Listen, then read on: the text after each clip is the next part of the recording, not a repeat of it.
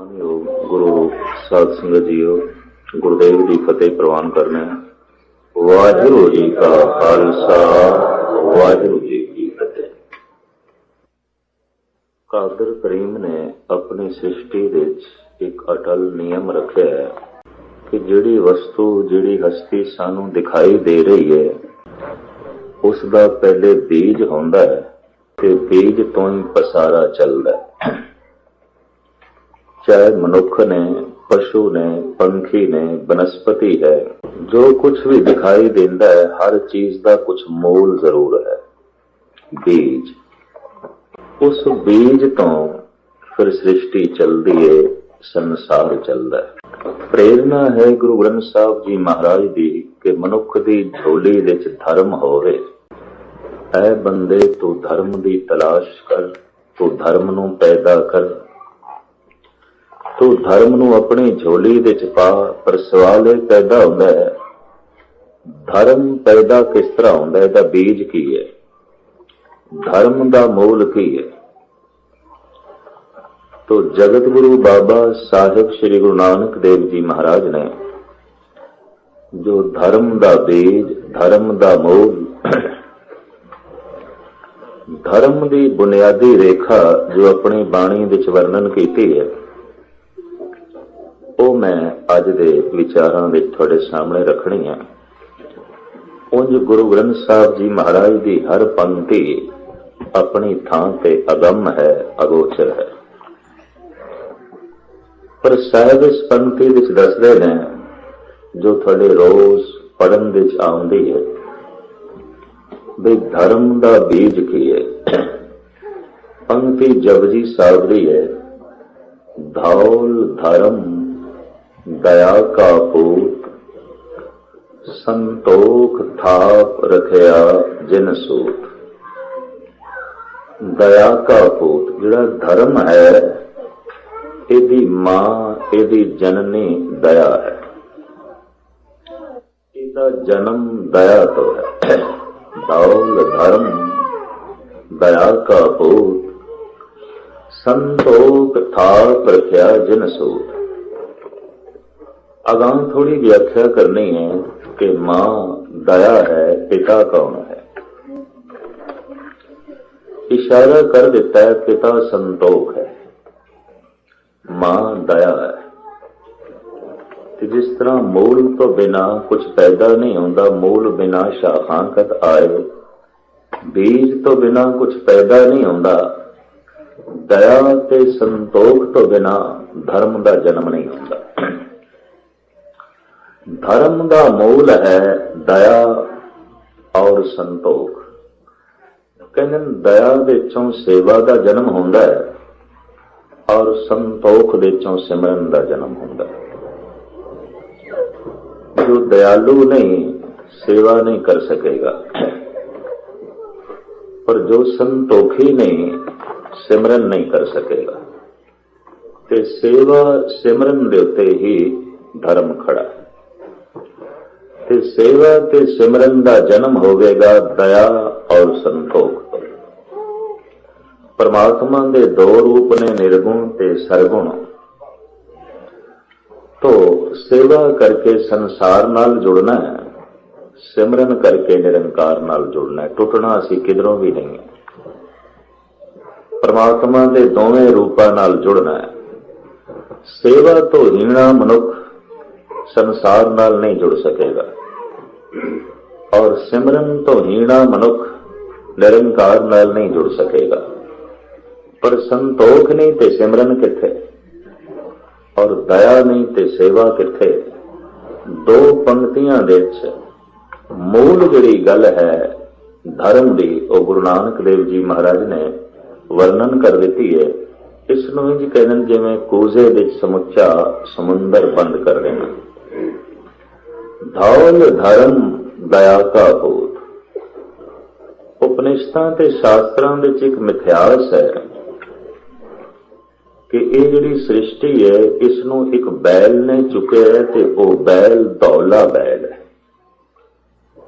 धौला चिट्टे रंग नूं कहंदे ने, संस्कृत का शब्द है, चिट्टे नूं उत्ते धौला कहंदे ने। धौला तो मुराद चिट्टा, बिल्कुल सफेद। उन्हों का कहना है कि इस जमीन नूं एक चिट्टे बैल ने चुकिया होया और जब वो थक जाता है, थोड़ा जिहा हिलदा या एक सिंह तो दूसरे सिंह ते रखदा जमीन दे पहुंचा लांदे ने। मिथिहास है उन्हों के कहण दा ढंग है। महाराज ने उत्थे सवाल खड़ा किया, गल ये नहीं है।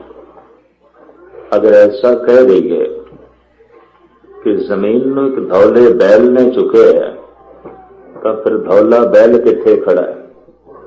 जे कहिए वो होर जमीन ते खड़ा है, तो फिर वो जमीन किथे खड़ी है? तो गुरु नानक देव जी महाराज की दृष्टि बड़ी विज्ञानक है। आप कहते हैं कि धरती होर परे होर होर, तिसते पार तले कौन जोर। जे इस जमीन के थले धौला बैल है, तो धरतियां ते होर बथेरियां ने, अणगिणत ने, उन्हां दे थले कौन? तो जिहड़ी वास्तविक गल है, साहब कहते ने वो धौला बैल की है? धर्म है।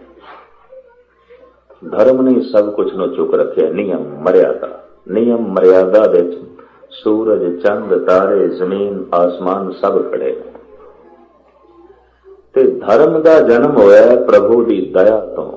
प्रभु दया की मूर्ति है, अकाल पुरख दया का स्वरूप है।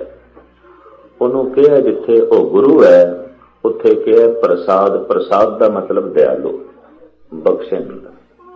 लख भी कोशिश करिए, परमात्मा बेरहम नहीं हो सकता, और परमात्मा विच बदले की भावना है।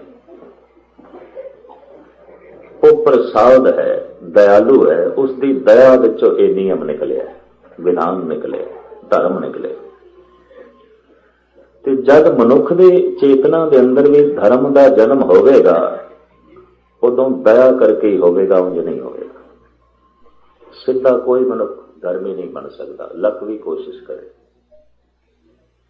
मनुख कहे कि मैं धर्मी बनना, तो मूल बिना शाखांकत आए, बीज तो बिना बूटे किथे। मूल तो बिना, बुनियाद तो बिना उच्चे महल किस तरह खड़े किए जा सकते हैं? तो धौल धर्म दया का पूत। साहिब गुरु नानक देव जी महाराज तो को 200-250 साल बाद कवि तुलसी ने भी इसे ढंग का एक दोहरा उच्चारण किया। वो हिंदुस्तान विच बड़ा मशहूर होया। तुलसी दया धर्म का मूल है, पाप मूल अभिमान। तुलसी दया न छोड़िए, जब लग घट में प्राण। ये दोहरा तुलसी का बड़ा प्रसिद्ध होया। वो कहता है धर्म का जन्म दया तो होंदा है, पाप का जन्म अभिमान तो होंदा है, हंकार तो होंदा है। हंकारी बंदा पापी होवेगा, हर हालत विच होवेगा, क्योंकि हंकार पाप नूं जन्म देंदा है। हंकार का मतलब है मैं हां तू नहीं है, और जे तू भी है तो मैं मिटावांगा, तो आपे पापी हो जाएगा हंकारी। हंकारी तू नूं बर्दाश्त नहीं करता, दूजे नूं नहीं बर्दाश्त करेगा। दूजे तो मुराद हो जिहड़ा उसकी मैं नूं चोट पहुंचावे। कोई इस तरह उसके सामने खड़ा हो जाए कि उसकी मैं ना रह सके, उसकी मैं नूं चोट पहुंचे, उसके हंकार नूं चोट पहुंचे, वो फिर औखा होगा, अनर्थ करेगा। इस वास्ते तुलसी का कहना हंकारी पापी हो गईगा। गुरु ग्रंथ साहब जी महाराज साफ लिखे है कि हो सकता है क्रोधी भी बख्शिया जाए, कामी भी बख्शिया जाए, लोभी भी बख्शिया जाए, पर हंकारी नूं बख्शना बड़ी औखी गल है। हर जो हंकार न भावई, रब नूं नहीं चंगा लगता, परमात्मा नूं बिल्कुल चंगा ही नहीं लगता। मैं हुण जिहड़ी कौम आखे मैं हां, ते अगर कोई होर कौम उसके सामने खड़ी होवे जिहड़ी उसकी मैं नूं ठेस पहुंचावे, तो कुदरती गल मिटावेगा, हंकारी पापी हो जाएगा। कोई होर देश भी खड़ा होवे जो उस देश के सामने जिसकी मैं बड़ी प्रगाढ़ होवे, उसकी मैं नूं ठेस पहुंचे, तो फिर उस देश नूं दबावेगा। मैं दे च लीन मनुख तो नूं नहीं बर्दाश्त करता, तो नूं सामने खड़ा नहीं करेगा। तो ਤੂੰ ਨੂੰ ਸਹਿਨ ਨਹੀਂ ਕਰ ਸਕੇਗਾ। ਤੂੰ ਵੀ ਹੈ ਤੇ ਜੇ ਤੂੰ ਕਿਧਰੇ ਵੱਡੀ ਹੋ ਜਾਏ ਤਾਂ ਮੈਂ ਛੋਟੀ ਹੋ ਜਾਂਦੀ है। कभी बहुत मुताला करना, बड़े विज्ञानक तत्व और मन दियां बहुत गहराइयां गुरु नानक देव जी महाराज ने साढ़े सामने रखियां। मैं वड्डा है तो तू छोटा है, जे तू वड्डा है तो फिर मैं छोटा। स्पष्ट गल है ना। इस वास्ते जिसकी मैं बहुत वड्डी आउंदी है वो तू नूं वड्डा नहीं आउण दिंदा, क्योंकि तू वड्डा हो गया तो फिर मैं छोटा।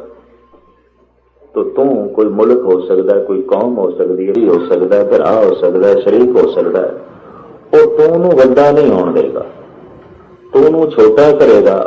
ते जे किधरे तू ने वड्डा होने की कोशिश की तो फिर तू दियां जड़ां पुट्टेगा, तू नूं बिल्कुल नेस्तो नाबूद करेगा। इस वास्ते समुचे भारतीय ऋषि मुनियां का कहना है कि पाप सारे का सारा मैं तो पैदा होता है, हंकार तो। अहंकार मैं हाँ, अहम मैं हाँ, और कोई नहीं। और जे तू भी है जिहदे नाल मेरी मैं छोटी होंदी है तो उस तो नूं मिटावांगा। तो हंकार तो पाप का जन्म होगा, क्योंकि हंकार तो नूं बर्दाश्त नहीं करता। हंकारी कौम दूसरे नूं नहीं बर्दाश्त करेगी, हंकारी मजहब दूसरे नूं नहीं बर्दाश्त करेगा, हंकारी देश दूसरे नूं नहीं बर्दाश्त करेगा, हंकारी मनुख दूजे नूं नहीं बर्दाश्त करेगा। जिथे हंकार है उत्थे पाप होणगे। किसी देश दीयां कितनी खूबियां तुसीं क्यों ना बयान करो, अगर वो देश किसी दूसरे देश की तू नूं मिटावे, महापापी। कोई कौम अपनी थां ते कितनी क्यों ना महान हो, जो किसी की तू नूं ठेस पहुंचावे, सट पहुंचावे, पापी है। कोई मनुख कितना ही नितनेमी प्रेमी कितना ही क्यों ना होवे, पर अगले की तू नूं चोट पहुंचावे तो क्षमा करनी पापी है। धर्मी का मतलब है जिस अंदर मैं नहीं, वो तू नूं खिड़े मत्थे कबूल करता है, सहन करता है, बर्दाश्त करता है। और सहजे सहजे एक दिन उसकी मैं बिल्कुल मिटी जाती है। जैसे कि गुरु ग्रंथ साहब जी महाराज दे बकायदा पंक्तियां ने, कबीर कहन मैं तू दा रटन करदा करदा उस अवस्था ते पहुंच गया, हुण तू ते है मैं नहीं। कबीर तू करता तू भया, मुझ में रहा न हूं, जब आपा पर का मिट गया, जत देखा तत तू। और कौन अपना कौन पराया, तू ही है। कई दफा बहुते धर्मी बंदे कहलाण वाले मैं ते तू दे चक्रां च बहुत पए हुंदे। आपा फरकाए ते अपने ने पराए ने, तो अपने नाल मिठा बोलना, पराया नाल बोलना ही नहीं। अपने नाल वर्तन रखनी है, पराया नाल रखनी नहीं। ते जिहड़ा पराया उसनूं सहन कीता नहीं जा सकता, ते जिहदी दृष्टि दे अजे परायापन है, धर्मी नहीं है। क्योंकि धर्म ते परायपन नूं खत्म कर देंदा है। उत्ते ते सबको मीत हम आपन कीना, हम सब ना के साधन।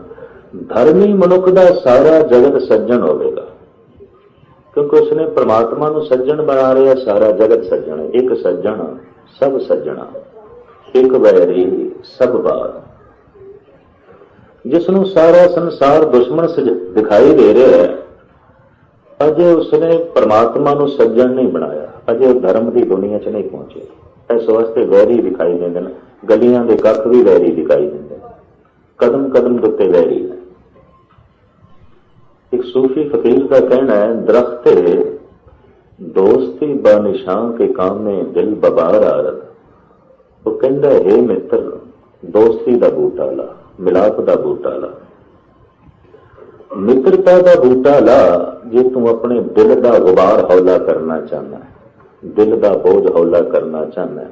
दरख्ते दोस्ती बानिशां के काम में दिल बबार आरत, निहाले दुश्मनी बरकुन के रंजो बेशुमार आरत। कहते ने जे तू किधरे भुल के दुश्मनी का बूटा ला भी बैठा तो अज ही उसनों जड़ों पुट गए, सिवाय दुखों के फल दे इसनों होर कुछ नहीं लगता। दुख वधणगे वधणगे, जड़ों ही पुट गए, इसनों बिल्कुल मिटा दे। पर जिस बंदे की मैं बड़ी महान होगी वो तू नूं बर्दाश्त नहीं करेगा कि तू किधरे वड्डा होण लग पै, उन्होंने मिटा देगा, दुश्मनी का जन्म हो जाएगा। तो हंकारी कौम दूसरे को नहीं बर्दाश्त करती, हंकारी कौम अधर्मी होती। हंकारी देश दूसरे को नहीं बर्दाश्त करेगा, हंकारी देश अधर्मी हो जाएगा। और हंकारी मनुख दूजे को नहीं बर्दाश्त करेगा, हंकारी मनुख अधर्मी होगा। गुरु ग्रंथ साहब का फैसला, हर जो हंकार ना भावे वेद कूक सुनावे। रब नूं हंकार बिल्कुल नहीं चंगा लगता। हो सकता लोभी भी बख्शिया जाए, कामी भी बख्शिया जाए, क्रोधी भी बख्शिया जाए, हो सकता मोह विच ग्रसिया हुआ मनुख भी बख्शिया जाए, हंकारी नहीं बख्शिया जा सकता, क्योंकि हंकारी दूजे को बर्दाश्त ही नहीं करता, हंकारी दूसरे को सहन ही नहीं करता। भगत रविदास जी कहते ने, जब हम होते तब तो नहीं, अब तो ही मैं ना। जब मैं सी तू किथे सी? मैं अपनी मैं इतनी वड्डी कर दी सी, तू भी छोटा पै गया सी।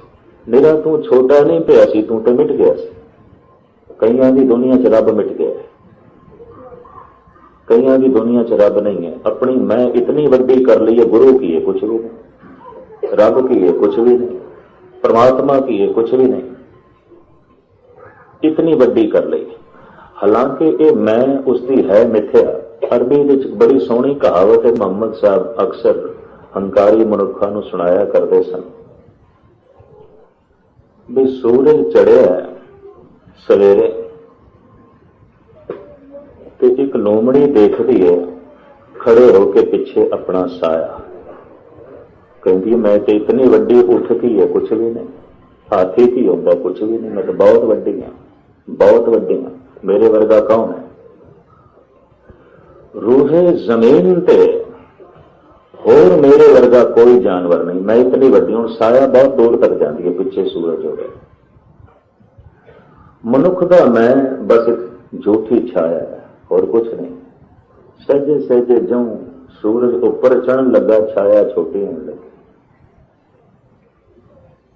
और ज्यों सूरज ऊपर आया एकदम छाया खत्म। लोमड़ी हैरान हो गई।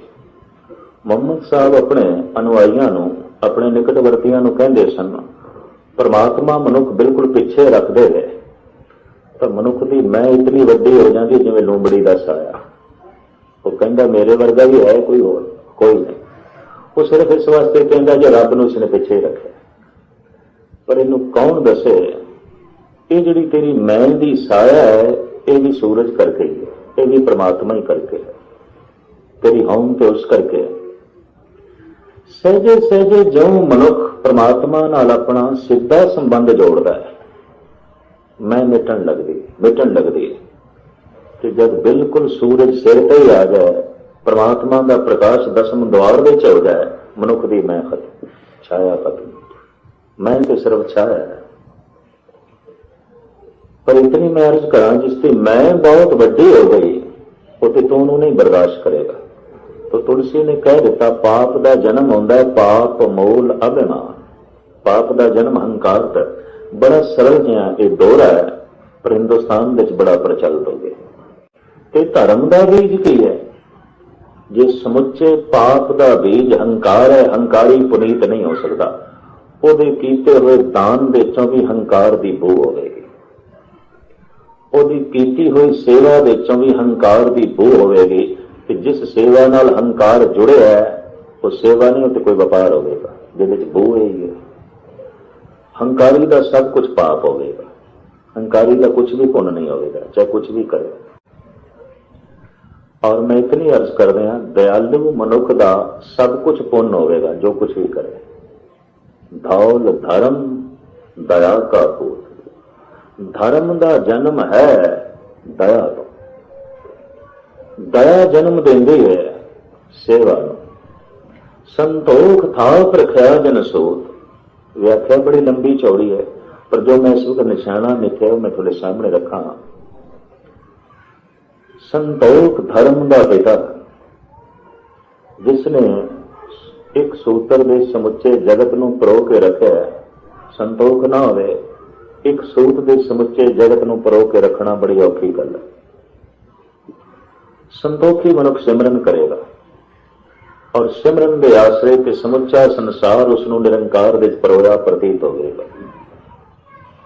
ते दयालु मनुख सेवा करेगा। दो तरह के धर्म होए ने साडे देश दे विच, किसी ने सेवा ते जोर दिता है, किसी ने सिमरन ते। योगी ने, जैनी ने, बौद्धि ने, उन्होंने अपने धर्म दे चों सेवा नूं कढ दिता। कहने सेवा की करनी, कोई लोड़ नहीं, सिमरन करो सीधे रब नाल जुड़ो, लोड़ ही नहीं। सिमरन ते इतना जोर दिता योगियां ने, जैनियां ने, बोधियां ने कि सिमरन की दुनिया से बहुत अगे निकल गए, पर हंकारी हो गए। निक्की जिहियां गल ते योगी श्राप दे देंदे सन और श्रापां दे नाल ग्रंथ भरे पे ने, कितनियां नूं श्राप दिते, बड़े बड़े भयंकर श्राप दिते ने। कृष्ण की समुची कुल नूं प्राणायाम का अभ्यास करने वाला दुर्वासा ऋषि श्राप दे दिंदा। हुण कोई बंदा जिहड़ा विज्ञानिक है कि अपनी बुद्धि का इस ढंग नाल इस्तेमाल करे कि वह प्रकृति की शक्ति नूं संग्रह करके एक बम बना देवे ऐसा जिहदे नाल समुचा मुल्क ही तबाह हो जाए, तो शक्ति तो उसके कोल सी, पर उसने शक्ति का इस्तेमाल किया तबाह करने वास्ते। तो कोई योगी, कोई सन्यासी, कोई सिमरन करने वाला थोड़ा जिहा अध्यात्मक बल प्राप्त कर लवे तो उस बल के आसरे ते किसी नूं दे देवे श्राप, गल ते इक्को ही हो गई। एक ने दिमागी शक्ति का इस्तेमाल किया, एटम बम बना छड़िया, एक ने सिमरन शक्ति का इस्तेमाल किया, श्राप दे दिता। दोवें इक्को ही पद्धर गए, दोवें मिटाना चाहते हैं, दोवें बर्बाद करना चाहते हैं। और श्राप कित्थों निकलिया? जिथे कोरा सिमरन सी, सेवा नहीं सी। जिथे सिर्फ सेवा सी, कुछ ऐसे ही धर्म ने हिंदुस्तान दे दासा भाव की बिरती का जन्म होया, सेवा ही करो। किसी हद तक मैं देखता हिंदुस्तान दे जिहड़े पादरी घूमते ने, ईसाई मिशनरी, बस सेवा ही है, सिमरन की कोई गल नहीं। सेवा, किताबां वंडो, बीमारां नूं दवाई दो, नंगे ने कपड़े दे दो, भुखे ने अन्न दे दो, बस इतनी गल है, कुछ नहीं। सेवा है, पर चूंकि सिर्फ सेवा है, सिमरन नहीं, इस वास्ते कोई ज्ञान नहीं। अंधेरा बनया है, जीवन में अंधेरा बनया है। जिन्होंने इन्होंने ईसाई बनाया, कोई धर्मी नहीं बने, बस ईसाई जरूर ने, धर्मी को नहीं। और जो इस तरीके नाल लोगों को धर्मी बनाने की कोशिश पे करते हैं, स्वयं भी धर्मी नहीं, क्योंकि उन्होंने सेवा विचों भी व्यापार की बदबू है। कोई रब्बी रस नहीं, कोई गल नहीं। उन्होंने बकायदा की हुई सेवा का भी एक व्यापार है, उस वक्त मुल मनते हैं।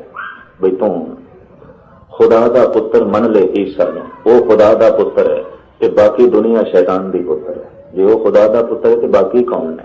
सारे उसके पुत्र ने।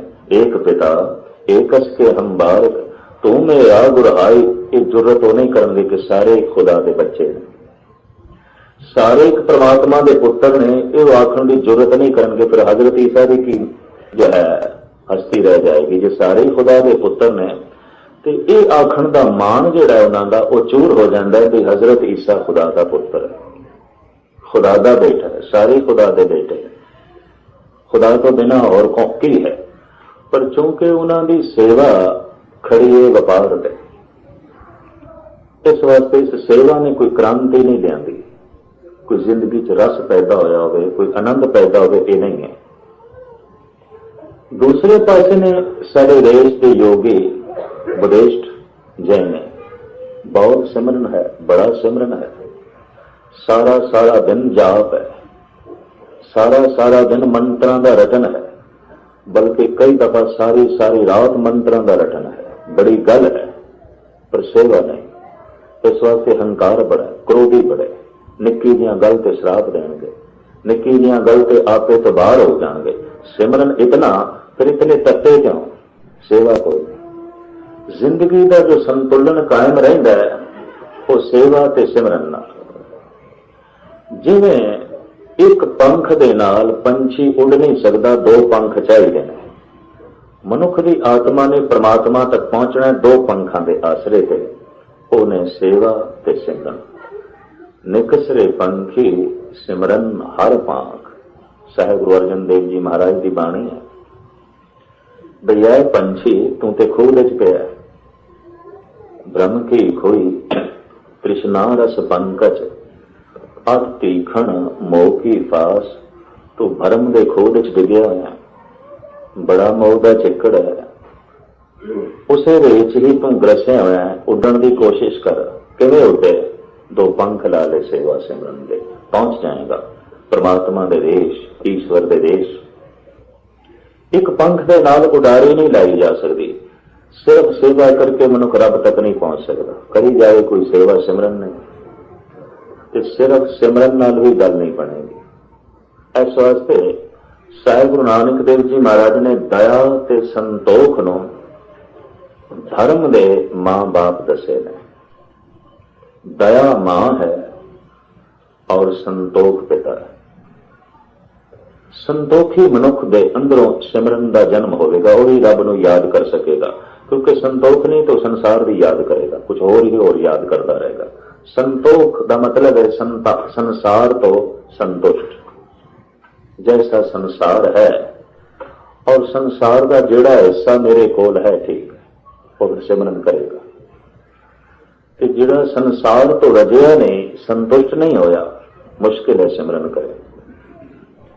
ਤੇ ਜਿਸ ਦੇ ਅੰਦਰ ਦਇਆ ਹੀ ਨਹੀਂ, ਕੋਮਲਤਾ ਹੀ ਨਹੀਂ, ਦਇਆ ਦਾ ਮਤਲਬ ਹੈ ਇਹ ਦੂਜੇ ਦਾ ਦੁੱਖ ਦੂਜੇ ਦਾ ਨਹੀਂ, ਇਹ ਮੇਰਾ ਆਪਣਾ ਹੈ। ਇਹ ਦੂਜਾ ਨਹੀਂ ਰੋ ਰਿਹਾ, ਇਹ ਮੈਂ ਹੀ ਰੋ ਰਿਹਾ। ਤੇ ਦੂਜਾ ਨਹੀਂ ਬਿਮਾਰ ਪਿਆ, ਮੈਂ ਹੀ ਪਿਆ। ਇਹ ਦੂਜਾ ਠੋਕਰ ਖਾ ਕੇ ਨਹੀਂ ਗਿਰਿਆ, ਮੈਂ ਹੀ ਗਿਰ ਗਿਆ। ਦਇਆਲੂ ਮਨੁੱਖ ਦਾ ਇਤਨਾ ਸੰਬੰਧ ਜੁੜੇਗਾ। ਇਸ ਵਾਸਤੇ ਉਹ ਕਿਸੇ ਦੀ ਸੇਵਾ ਵੀ ਕਰੇਗਾ ਤਾਂ ਉਸ ਦੇ ਅੰਦਰ ਗਰੂਰ ਨਹੀਂ ਹੋਵੇਗਾ ਕਿ ਮੈਂ ਆਪਣੀ ਕਰਦਾ। ਜਿਵੇਂ ਇੱਕ ਕੋੜੀ ਸੀ, ਪਿੰਡ ਦੇ ਵਾਸੀਆਂ ਨੇ ਉਸ ਨੂੰ ਕੱਢ ਦਿੱਤਾ ਸੀ ਬਾਹਰ, ਤੇ ਕੋੜ ਦੀ ਬਿਮਾਰੀ, ਚੂੰਕਿ ਛੂਤ ਦੀ ਬਿਮਾਰੀ ਹੁੰਦੀ ਹੈ, ਸ਼ਹਿਰ ਵਾਸੀਆਂ ਨੇ ਬਾਹਰ ਕੱਢ ਦਿੱਤਾ। ਰੋ ਰਿਹਾ ਸੀ ਵਿਚਾਰਾ।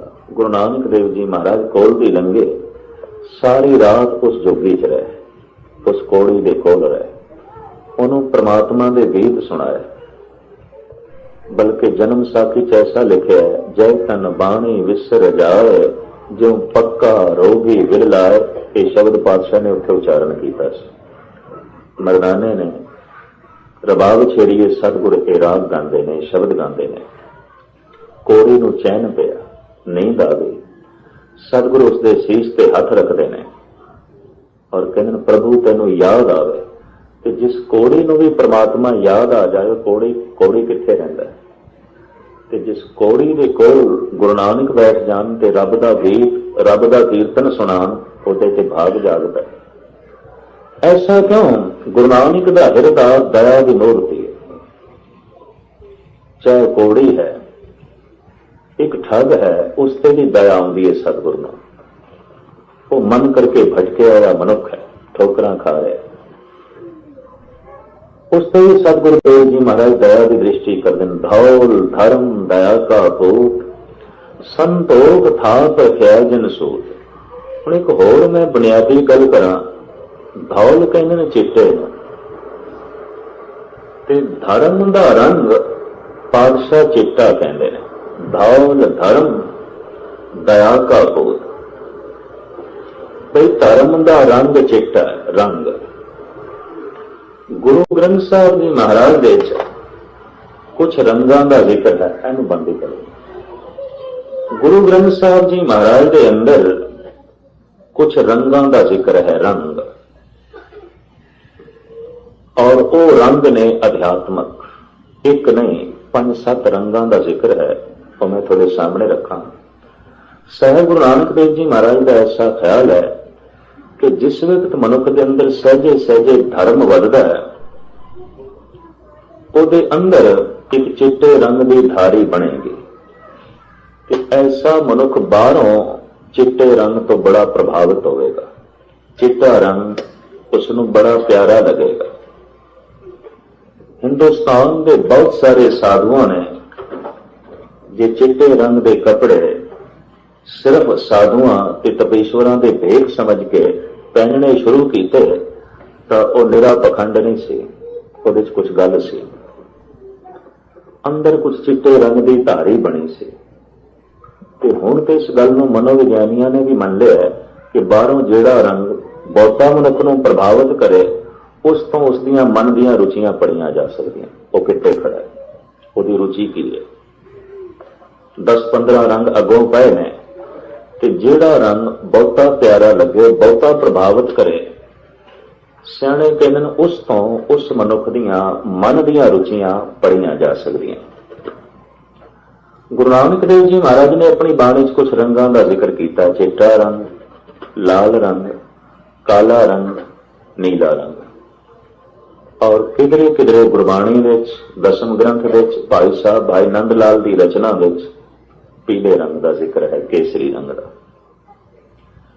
और इन्हां रंगां नूं वो धर्म नाल जोड़ते हैं, नाम नाल जोड़ते हैं, बंदगी नाल जोड़ते हैं, इस रंग का जिक्र करते हैं। जैसे कि गुरु नानक देव जी महाराज फरमान करते हैं, रत्ता पहनन मन रत्ता, सुप्पे दी सतदान, नीली स्याही करा करनी, पैरण पैर ध्यान, कमर बंद संतोख का, धन जो बन तेरा नाम, बाबा और पहनन खुशी खुआर, जित पै दे तन पीड़िए, मन में चले विकार। दरअसल कुछ ऐसा है रंग जो मनुख नूं विकारी बना सकता है, कि रंग उसकी चंचल बिरती का भी प्रगटावा करेगा। खैर, रत्ता पहनन मन रत्ता, साहब कहने नाम जपदियां जपदियां जिहड़ा मन नाम दे च रतिया गया, लीन हो गया, ये असी लाल रंग की पोशाक पहनी है। जब पहली दफा मन जुड़ता है नाम दे च, पूर्ण रस ते अजे नहीं मिलिया, पर लीनता थोड़ी नसीब हुई है, तो कहने अंदर लाल रंग की धारी बनेगी। ऐसे बंदे नूं बाहरों लाल रंग बड़ा प्रभावित करेगा। और गुरु ग्रंथ साहब जी महाराज दे इसका बड़ा जिक्र है, कवन बनेरी तेरी लाली, कवन रंग तू भई गुलाली। सवाल है कवन, दसते सही तेरे ते केड़ी बख्शिश हो गई है, ये लाल रंग तेनों किस तरह चढ़े, तू गुलाबी हो गई है, लाल रंग में लीन हो गई है, ऐसी केड़ी बख्शिश हो गई। फिर साहब कहने लाल रंग तिसको लगा जिसके वड भागा। ये किधर शायर की कविता ना समझ लेनी, कवि की कल्पना ना समझ लेनी, ये बहुत वड्डी हकीकत है। बिसम बिसम बिसमे ही भैया लाल गुलाल रंगारे। गुरु अर्जन देव जी साहब कहने नाम जपदियां जपदियां बिस्माद रस दे चले गए, लाल रंग नाल रंगे गए, गुलाल चढ़ गया। बिसम बिसम बिस्मे ही भैया लाल गुलाल रंगारे, कौना निक संतन रस आई है, जो चाख गूंगा मुस्कारे। फिर लाल गुलाल गहबरा सच्चा रंग चढ़ा। मैं इस संबंध च गुरु ग्रंथ साहब वख-वख रंगां दीयां पंक्तियां एक दिन कढ़ण की कोशिश की सी, भावें गल बड़ी पुरानी है। 4-5 दिन मेरे इस गल दे च लगे भी जिहड़े रंग ने, एक एक रंग का कितनी कितनी दफा जिक्र गुरु ग्रंथ साहब जी महाराज दे च आया है। मैं देखिया लाल रंग की बड़ी वजाहत है, बड़ी गल है। फिर ये शब्द मैनू भाई साहब भाई नंद लाल जी दे भी मिल गए, उन्होंने गजलों में। वो कहते ने गुलाल अफशानी अज दस्ते मुबारक, जमीनो आसमारा सुरखरू कर सुरख लाल। गुरु गोबिंद सिंह जी महाराज की उपमा करते हुए कहते ने, ये मेरे पातशाह तुसी बड़े महान हो, गुलाल अफशानी अज दस्ते मुबारक, थोड़े हत्थां विच गुलाल रंग है। होली के दिनों या कोई खुशी के दिनों हिंदुस्तान विच गुलाल छिड़कते हैं, एक तरह का रंग ही होंदा है, खुश्क रंग, बस वो पाते पानी विच मिक्स नहीं, उंज ही रंग चुक चुक के उड़ाणगे खुशी के दिनों। घर विच कोई खुशी है, कोई त्योहार है, गुजरात देश, महाराष्ट्र देश, आंध्र प्रदेश, तमिलनाडु देश ਵਿਆਹ ਸ਼ਾਦੀਆਂ ਦੇ ਦਿਨਾਂ 'ਚ ਗੁਲਾਲ ਲਾਜ਼ਮੀ ਛਿੜਕਣਗੇ। ਜਾਂ ਫਿਰ ਹੋਲੀ ਖੁਸ਼ੀ ਦਾ ਤਿਉਹਾਰ ਹੈ, ਹਿੰਦੁਸਤਾਨ ਵਿੱਚ ਗੁਲਾਲ ਛਿੜਕਿਆ ਜਾਂਦਾ ਹੈ। ਭਾਈ ਸਾਹਿਬ ਭਾਈ ਨੰਦ ਲਾਲ ਕਹਿੰਦੇ ਨੇ, ਹੇ ਗੁਰੂ ਗੋਬਿੰਦ ਸਿੰਘ ਜੀ, ਤੁਹਾਡੇ ਹੱਥਾਂ ਵਿੱਚ ਲਾਲ ਰੰਗ ਹੈ, ਗੁਲਾਲ ਅਫਸ਼ਾਨੀ ਅੱਜ ਦਸਤੇ ਮੁਬਾਰਕ ਜ਼ਮੀਨੋਂ ਆਸਮਾਰਾ ਸੁਰਖਰੂ ਕਰਨਾ। ਤੁਸੀਂ ਤੇ ਜ਼ਮੀਨ ਤੇ ਆਸਮਾਨ ਨੂੰ ਲਾਲ ਰੰਗ ਨਾਲ ਰੰਗ ਛੱਡਿਆ। ਭਾਵ ਛੋਟੇ ਨੂੰ ਵੀ ਰੰਗ ਛੱਡਿਆ, ਵੱਡੇ ਨੂੰ ਵੀ ਰੰਗ ਛੱਡਿਆ। ਜਿਹੜਾ ਵੀ ਤੁਹਾਡੇ ਨੇੜੇ ਆਇਆ, ਚਾਹੇ ਉਹ ਛੋਟਾ ਹੈ, ਚਾਹੇ ਵੱਡਾ ਹੈ, ਚਾਹੇ ਮੂਰਖ ਹੈ, ਚਾਹੇ ਸਿਆਣਾ ਹੈ, ਤੁਸੀਂ ਉਸ ਤੇ ਗੁਲਾਲ ਪਾ ਹੀ ਦਿੱਤਾ। ਉਹਨੂੰ ਕੋਈ ਖੇੜਾ ਮਿਲ ਗਿਆ, ਉਹਨੂੰ ਕੋਈ ਮਸਤੀ ਮਿਲ ਗਈ ਹੈ, ਉਹਨੂੰ ਕੋਈ ਲੀਨਤਾ ਨਸੀਬ ਹੋ ਗਈ ਹੈ। ਤੋ ਭਾਈ ਸਾਹਿਬ ਇਸ ਢੰਗ ਨਾਲ ਲਾਲ ਰੰਗ ਦਾ, ਸੁਰਖ ਰੰਗ ਦਾ ਜ਼ਿਕਰ ਕਰਦੇ ਨੇ। ਤੇ ਗੁਰੂ ਗ੍ਰੰਥ ਸਾਹਿਬ ਜੀ ਮਹਾਰਾਜ ਵਿੱਚ ਸੈਂਕੜੇ ਪੰਕਤੀਆਂ ਤੇ ਗੁਰੂ ਨਾਨਕ ਦੇਵ ਜੀ ਮਹਾਰਾਜ ਖੁੱਲ ਕੇ ਗੱਲ ਕਰਦੇ ਨੇ, ਜਿਹੜਾ ਮਨ ਮੇਰਾ ਲੀਨ ਹੋਇਆ ਹੈ, ਕੁਛ ਲੀਨਤਾ ਜਿਹੜੀ ਨਸੀਬ ਹੋਈ ਹੈ, ਕਿ ਮੈਂ ਲਾਲ ਰੰਗ ਦੀ ਪੋਸ਼ਾਕ ਪਹਿਨੀ ਹੈ। ਐਸੇ ਮਨੁੱਖ ਨੂੰ ਬਾਹਰੋਂ ਲਾਲ ਰੰਗ ਬੜਾ ਪ੍ਰਭਾਵਿਤ ਕਰੇਗਾ। ਤੋ ਹਿੰਦੁਸਤਾਨ ਦੇ तमाम ਪ੍ਰਾਚੀਨ ਸਾਧੂਆਂ ਨੇ ਭਗਵਾ ਭੇਸ ਧਾਰਨ ਕਰ ਲਿਆ ਸੀ। ਭਗਵਾ ਭੇਸ ਲਾਲ ਰੰਗ ਦੀ ਹੈ। ਕਰੀਬਨ ਚਾਹੇ ਸੰਨਿਆਸੀ ਸਨ, ਬੈਰਾਗੀ ਸਨ, ਜੋਗੀ ਸਨ, ਜਿਤਨੇ ਵੀ ਸਨ, ਸਭ ਨੇ ਇਸੇ ਰੰਗ ਦੇ ਵਸਤਰ ਪਹਿਨ ਲਏ। ਔਰ ਇਹ ਵਸਤਰ, ਇਹ ਰੰਗ ਸਾਧੂਪਣੇ ਦਾ ਚਿੰਨ੍ਹ ਬਣ ਗਏ। ਜਿਹਦੇ ਨਹੀਂ ਉਹ ਸਾਧੂ ਹੀ ਨਹੀਂ। ਔਰ ਆਪ ਦੇ ਗਿਆਤ ਵਾਸਤੇ ਅਰਜ਼ ਕਰਾਂ ਕਿ ਜਦ ਯੋਗੀਆਂ ਕੋਲ ਮੇਰੇ ਪਾਤਸ਼ਾਹ ਗਏ ਤੇ ਸਤਿਗੁਰੂ ਨੂੰ ਇਹ ਪਤਾ ਸੀ ਕਿ ਬਿਨਾਂ ਭਗਵੇ ਰੰਗ ਤੋਂ ਇਹਨਾਂ ਨੇ ਉਪਦੇਸ਼ ਨਹੀਂ ਸੁਣਨਾ, ਕਿਉਂਕਿ ਇਹਨਾਂ ਨੇ ਕਸਮ ਚੁੱਕੀ ਹੈ, ਪ੍ਰਣ ਕੀਤਾ ਹੈ ਕਿ ਉਪਦੇਸ਼ ਸਿਰਫ ਸਾਧੂ ਸਾਨੂੰ ਦੇ ਸਕਦਾ ਹੈ, ਸੰਸਾਰੀ ਨਹੀਂ ਦੇ ਸਕਦਾ। तो महाराज ने भगवे कपड़े पहन लिए। सिद्ध घोष ਦੇ ਉਸ ਦਾ ਜ਼ਿਕਰ ਹੈ ਗੁਰੂ ਗ੍ਰੰਥ ਸਾਹਿਬ ਜੀ ਮਹਾਰਾਜ ਦੀ ਬਾਣੀ ਵਿੱਚ। ਜੋਗੀ ਪੁੱਛਦੇ ਨੇ ਗੁਰੂ ਨਾਨਕ ਨੂੰ, ਕਿਸ ਕਾਰਨ ਗ੍ਰਹਿ ਤਜਿਓ ਉਦਾਸੀ, किस कारण एव भेख निवासी, किस वखर के तुम मन जारे, क्यों कर साथ लंघाओ पारे। ऐ गुरु नानक सुनिया तुसी गृहस्थी हो पर उदासी क्यों बन गए, घर बार छड़ के थां थां ते क्यों भरमदे फिरदे, कि किस कारण एव भेख निवासी, कि गृहस्थियां वाले कपड़े छड़ के साधुआं वाले कपड़े क्यों पहन लें, भगवा वेश क्यों धारण कर ले। सब थे कहते ने गुरमुख खोजत भय उदासी, दर्शन के ताई भेख निवासी, साच वखर के हम वन जारे, नानक गुरमुख उतरस पारे। कभी सिद्ध गोष्ठ पढ़ोगे, एक सवाल है एक जवाब है, एक सवाल है एक जवाब है, सारी सिद्ध गोष्ठ इस तरह ही चल रही। योगी एक सवाल कर दें, गुरु नानक जवाब दें, फिर योगी सवाल कर दें, सतगुरु जवाब देंगे। सिद्ध गोष्ठ की बाणी सवाल जवाब की बाणी। सिमरन करदियां थोड़ा जिहा भी किसी को आत्मक अनुभव हो जाए, वो इस बाणी तो कुर्बान जाएगा, क्योंकि सिद्धा ने योगियों ने सवाल मामूली नहीं किए, बड़े कीमती किए। आखिर संसार तो एक पासे रहिंदे सन, कुछ तो साधना सी, कुछ उन्होंने अपने मन पढ़न की जांच आ गई सी। इस वास्ते गुरु नानक देव वो आम सवाल नहीं करते, बहुत वड्डे वड्डे सवाल करते, और उन्होंने सवालों में बहुत वड्डी गल है। साहब कहते ने ਅਸੀਂ ਗੁਰਮੁਖਾਂ ਨੂੰ ਖੋਜਦੇ ਹੋਏ ਤੇ ਪ੍ਰਮਾਤਮਾ ਨੂੰ ਖੋਜਦੇ ਹੋਏ ਸੰਸਾਰ ਤੋਂ ਉਦਾਸੀ ਹੋ ਗਏ। ਦਰਸ਼ਨ ਕੇ ਤਾਈ ਭੇਖ ਨਿਵਾਸੀ, ਤੇ ਤੁਹਾਡੇ ਵਰਗੇ ਸਾਧ ਜਨਾਂ ਦੇ ਗੁਰਮੁਖਾਂ ਦੇ ਦਰਸ਼ਨ ਕਰਨ ਵਾਸਤੇ ਭੇਖ ਧਾਰਨ ਕਰ ਲਏ। ਨਿਰਮਾਣਤਾ ਦੀ ਮੂਰਤੀ ਉਂਝ ਲੋੜ ਨਹੀਂ ਸੀ। ਇਹਨੂੰ ਕਹਿੰਦੇ ਦਹਿਲੀ ਦੀਪ। ਗੱਲ ਇੱਕ ਹੈ ਪਰ ਉਹਦੇ ਭਾਵ ਦੋ ਹੋਣ, ਉਹਦੇ ਅਰਥ ਦੋ ਹੋਣ। बस सिर्फ थोड़े वास्ते ये भेख धारण किया की लोड़ नहीं, इशारा सिर्फ थोड़े दर्शना वास्ते, क्योंकि योगियों का प्रण से भी जिन्हें भगवा भेष नहीं पहने वो सानू उपदेश नहीं कर सकता। मक्के के इमाम और उतों के मजौर उन्हों का प्रण से कि जिसका सूफियाना लिबास नहीं है फकीरां वाला, वो सानू उपदेश नहीं कर सकता, वो सानू शिक्षा दीक्षा नहीं दे सकता। गुरु नानक ने वही बाणा पहन लिया। भाई गुरदास जी जिक्र करते हैं, आसा हथ किताब कछ कूजा बाम मुसल्लादारी। ये सतगुरु का वेख से, हथ च कूजा भी है, मुसल्ला भी है, तस्बीह भी है, बगल विच किताब भी है। हाजी लोग इमाम मजौर किताब रखते हैं कुरान शरीफ। ਹੁਣ ਇਹ किताब की सी? ਇਹ किताब ਹੋਈ ਸੀ ਜਿੱਥੇ सतगुरु ਨੂੰ ਇਲਹਾਮ ਹੁੰਦਾ ਸੀ, ਬਾਣੀ ਦਾ ਨੋਟ ਕਰ ਲੈਂਦੇ ਸਨ, ਲਿਖ ਲੈਂਦੇ ਸੀ। गुरु नानक ने अपनी बाणी आप लिखी है। उस पहली पोथी का नाम है पोथी साहब, अजे भी मौजूद है सोडी पंस के कोल। अपनी बाणी गुरु नानक ने आप लिखी, जिथे भी बाणी उतरती सी इल्हाम हुंदा सी सतगुरु आप लिख लेंदे सी। खैर मुख्तसर करिए, उधर उदासियां दा बाणा पहन लिया, इधर सूफियां दा बाणा पहन लिया। आए करतारपुर दे लगे खेतीबाड़ी करन।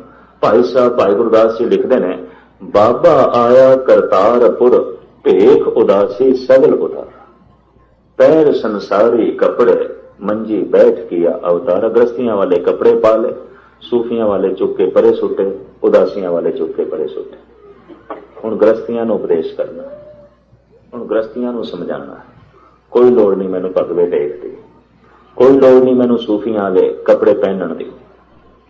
सूफियां दे कपड़े पहन के हाजियां नूं दस दिता सच की है, ते भगवा भेस पहन के योगियां नूं दस दिता असलीयत की है।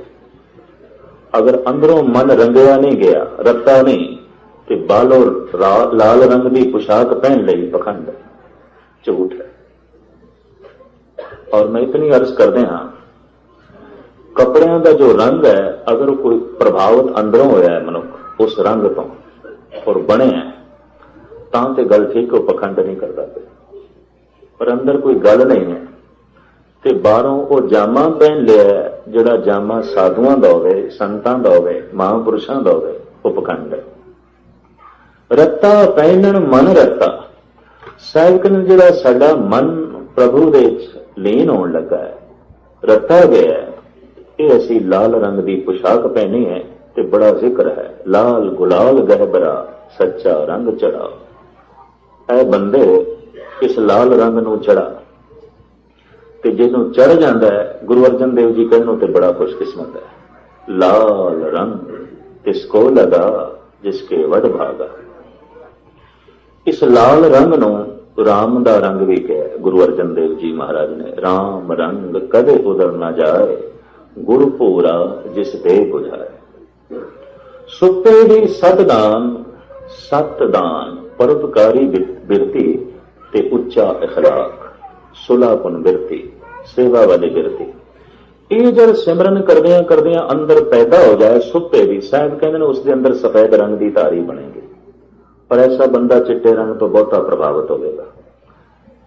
नाम जपदियां जपदियां हुण पहली अंदर किहड़ी किरण जागदी है इसका कोई पता नहीं। हो सकता है पहले उच्चा इखलाक ही पैदा हो, परोपकारी बिरती का जन्म हो जाए। अगर ऐसा हो गया तो फिर चिट्टे रंग की धारी बन जाएगी। और ऐसा बंदा चिट्टे रंग तो प्रभावित होगा। और हिंदुस्तान के बेशतर इस तरह के परोपकारी बंदियां ने चिट्टे रंग के कपड़े पा ले। चिट्टा रंग सुलह का रंग मन लिया गया, अमन का। सुपे दी सतदान, उच्चा इखलाक, सुलह कुन बिरती, परोपकारी बिरती, ये साडा चिट्टा रंग है। और अज भी सुलह का रंग चिट्टा ही है, अमन का रंग चिट्टा ही है। किधरे जंग हो रही होवे ते उहनूं रोकना है, चिट्टा ही झंडा खड़ा किया जाता, सफेद भी सुलह अमन, वक्ती तौर पर रुको। साहिब कहते हैं सिमरन करदियां करदियां जिस मनुख के अंदर परोपकार की भावना जागेगी, सेवा दे नाल नाल उसके अंदर एक कला भी चलेगी, सुते दी सतदान, उच्चा इखलाक, तो साहिब कहते अंदर चिट्टा रंग बन जाएगा। महाराज कहने असी चिट्टे रंग की पोशाक पहने, नीली स्याही कदा करनी। दो रंगों का अगों इकट्ठा जिक्र किया, नीला रंग ते काला रंग। कदा करनी, कट देना, मार देना। साहब कहते हैं अंदर विकार और वो जब भयंकर रूप दिखाई देंदे ने सिमरन करने वाले नूं, तां उन्हां विकारां नूं कट्टण दी अंदर एक बिरती पैदा होंदी है, रोस। और जिस वक्त रोस पैदा होता है अंदर काले रंग की धारी बनती है। ऐसा बंदा काले रंग के कपड़ियां तो बहुत प्रभावित होगा। ਸਮੁੱਚੇ ਇਸਲਾਮ ਦੇ ਸੂਫੀ ਫਕੀਰਾਂ ਨੇ ਕਾਲਾ ਬਾਣਾ ਪਹਿਨ ਲਿਆ ਸੀ ਵੀ ਅਸੀਂ ਵਿਕਾਰਾਂ ਨਾਲ ਸਹਿਮਤ ਨਹੀਂ। ਅੱਜ ਵੀ ਕਿਧਰੇ ਪ੍ਰੋਟੈਸਟ ਕਰਨਾ ਹੈ, ਰੋਸ ਪ੍ਰਗਟ ਕਰਨਾ ਹੈ, ਕਾਲਾ ਰੰਗ ਹੈ। ਅੱਜ ਵੀ ਕਾਲਾ ਰੰਗ ਮੌਤ ਦਾ ਰੰਗ ਨਹੀਂ ਜੈਸੇ ਕਈਆਂ ਨੇ ਸਮਝ ਲਿਆ, ਰੋਸ ਦਾ ਰੰਗ ਰੋਸ ਹੈ। ਰੋਸ ਦਾ ਮਤਲਬ ਹੈ ਸਾਨੂੰ ਤੂੰ ਕਬੂਲ ਨਹੀਂ, ਸਾਨੂੰ ਤੂੰ ਪ੍ਰਵਾਨ ਨਹੀਂ, ਅਸੀਂ ਨਹੀਂ ਪ੍ਰਵਾਨ ਕਰਦੇ, ਅਸੀਂ नहीं कबूल कर ले। जैसा नियम है, जैसी मर्यादा है, जैसा तू है, जो कुछ तू सानू देना चाहता है, सानू नहीं कबूल, सानू नहीं प्रवान। असी रोस प्रगट करते हैं। तो जब रोस प्रगट करता है मनुख तो उसके अंदर जी धारी बनती है वो लाल जो है काले रंग की नीली स्याही करा करनी कट देना है। गुरु गोबिंद सिंह जी महाराज की फौज के बाणे दो तरह के सन, नीला ते काला, जिस तो बाद निहंग सिंह ने करीबन करीबन ये दो रंग ही कबूल कर लिया। रोस का रंग काला है ते वीर रस का रंग नीला। सिर्फ रोस है ते वीर रस नहीं, वो झगड़ नहीं सकेगा, वो कट नहीं सकेगा। प्रोटेस्ट किया है, बाकी कोई ताकत कोई नहीं। रोस ते प्रगट किया है बई मैनू तू प्रवान नहीं, पर उन्होंने हटाने की समर्था कोई नहीं, उन्होंने एक पासे करने की समर्था नहीं, पर एक पासे करने की समर्था भी अंदर पैदा हो जाए, जोश भी अंदर पैदा हो जाए, तो फिर जिस रंग की धारी अंदर बनती वो नीला, नीली स्याही कदा करनी पैरण पैर दिया। विकारां प्रति जो रोस है कि असी काला रंग पहने, ते इन्हां जिहड़ा कट दिता है कि असी नीला रंग पहने। और कुदरती गल है जब बंदा वीर रस्ते चाहता है ਉਹਦੇ अंदर जी धारी बनती है नीले रंग की बनती है। गुरु गोबिंद सिंह जी महाराज की करीबन करीबन समुची फौज इसे बाणे से नीले रंग रोस दे नाल नाल वीर रस है। निरा ये नहीं कि विखावा करना है रोस, बल्कि अपना हक मंगण की जांच भी कि जिहड़ा रोक पावे उन्होंने कट देने की जांच भी है। नाम जपना है, क्रोध नहीं जपण देता, लोभ नहीं जपण देता, वासना नहीं जपण देती। साहब कहते इन्होंने जिहड़ा कट दिता है, टुकड़े टुकड़े कर दिता है, असीं नीला रंग पहनना। विकारां नूं कौन कटेगा? कुछ तो हिम्मत चाहिए, तिथे जोध मां बल सूर, कुछ तो सूर में सुरमापन चाहिए, कुछ तो हिम्मत चाहिए, कुछ तो जुरत चाहिए। कि बाहर जालम नाल कौन टक्कर लवेगा जिहदे अंदर बेरस है, जिहदे अंदर रोस भी है, जिहड़ा कहे मैं नहीं प्रवान करना, मैं नहीं कबूल करना। जिस वक्त औरंगजेब ने एक हुक्म समुचे भारत नूं सुनाया और ये हुक्मनामा हर शहर में सुनाया गया भी जिहड़ा हिंदू है वो सिर दे उत्ते पग नहीं रख सकेगा। मुगल रखते सन ते इज्जत की निशानी से। ये उत्तरी कदों दसम ग्रंथ के लंबी चौड़ी वार्ता किसी वक्त फिर अर्ज करांगा। और कह दिता कोई भी हिंदू सीस ते कलवे भी नहीं रख सकता, कोई हिंदू गले विच मोतियां की माला भी नहीं पहन सकता, कोई हिंदू घोड़े की असवारी भी नहीं कर सकता, कोई हिंदू घर के शस्त्र भी नहीं रख सकता, और कोई हिंदू झटका भी नहीं कर सकता। झटका करते सन राजपूत। और 3000 साल तो ये शब्द प्रचलित से। अजय सिंह राख्यो रजी पुत्र नाम है, रजी का पुत्र। राजे जनमेजे की एक गोली सी दासी, उस दासी के कुख तो जन्म होया जिस बच्चे का, उसनों आख्या गया रजी पुत्र। रजी कहने दासी नूं, नौकरानी नूं रजी पुत्र।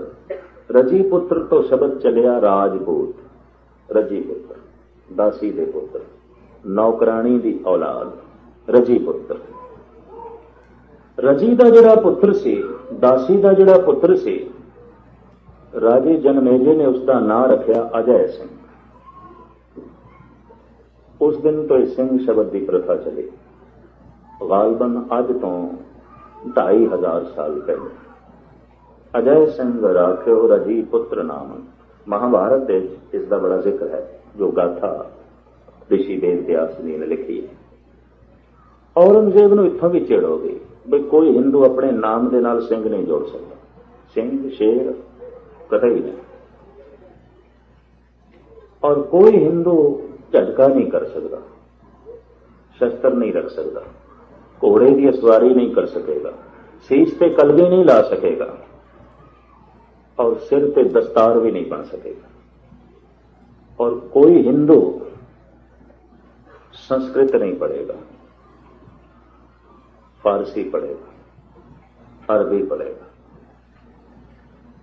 लगदा औरंगजेब की वो दिती हुई जिहड़ी बंदिश सी हिंदुस्तानियों की कई थां ते खून विच रच गई है कि एक अरबी मनुख जिथे भी जाए, दो अरबी इकट्ठे हो जान, अरबी च बोल दें, दो चीनी इकट्ठे हो जान, चीनी च बोल दें, दो जर्मन इकट्ठे हो जान, जर्मनी विच बोल दें। साडे देश विच भी दो बंगाली किधरे इकट्ठे हो जान, बंगला विच बोल दें, मराठे इकट्ठे हो जान, मराठी च बोल दें, दो पंजाबी इकट्ठे हो जान, पंजाबी बिल्कुल नहीं बोलते। इत्थों पता चलता है गुलाम ने और गुलामी खून विच रच गई। तेरी कोई अपनी बोली नहीं, वो क्यों नहीं बोलता?